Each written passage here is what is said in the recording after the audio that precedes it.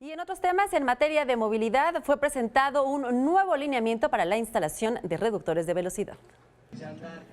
La sustitución de topes por reductores de velocidad en la Ciudad de México continúa, principalmente en las zonas hospitalarias y escolares, señaló la subsecretaria de Planeación de la CEMOVI, Laura Ballesteros.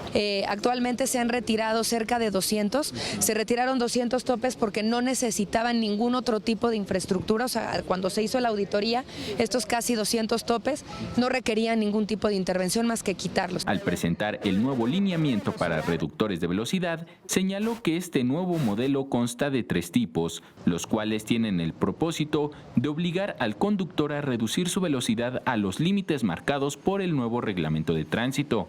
Recordó que el objetivo, arrojado por un análisis previo, es el retiro de 700 topes en toda la ciudad, por lo que el manual de lineamientos para reductores de velocidad servirá también para las autoridades delegacionales que ya han iniciado el retiro en sus vialidades, aunque señaló que para cumplir el objetivo sería importante contar con el apoyo presupuestal de la Comisión de Movilidad de la Cámara de Diputados Federal. Va a depender del presupuesto. Nosotros estamos presupuestando 100 millones de pesos para poder avanzar. Con imágenes de Javier Cordero, Enrique Muñiz, 21 Noticias.